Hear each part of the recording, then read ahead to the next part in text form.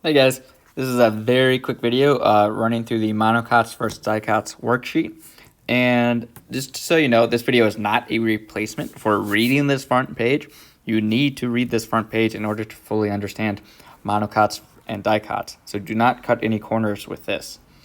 What this page is describing is that plants can fall under two classifications. They can either be what we call monocotyledons or dicotyledons, and we abbreviate those as monocots and dicots. Okay, so this whole page is just exploring the differences between them, and basically there's 5 characteristics of monocots and dicots: seed, leaf, stem, flower, and root. Okay, so we're just going to kind of explore those differences within this handout.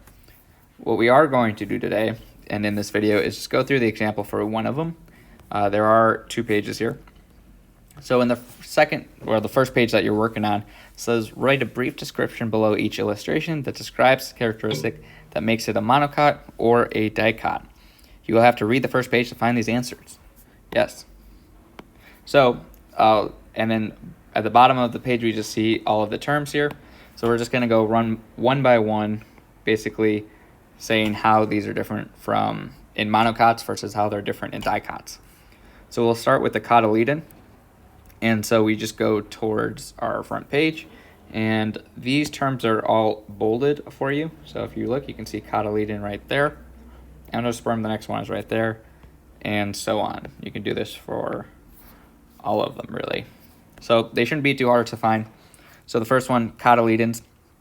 Monocots only have 1 cotyledon, while dicots have 2. So under here, we will say monocots are these ones all on this line.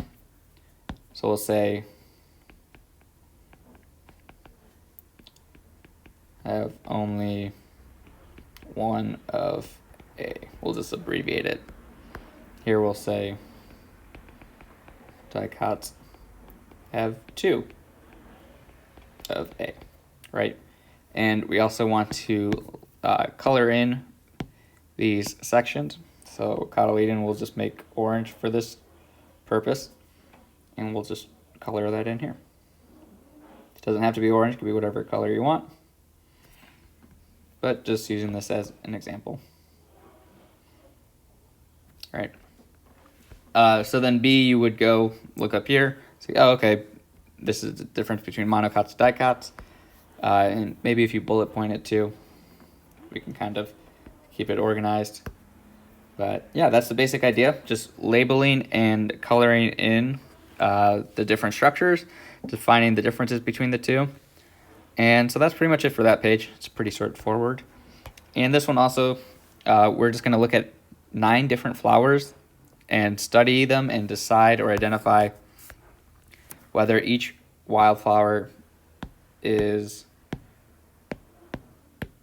a monocot or a dicot, and label each plant.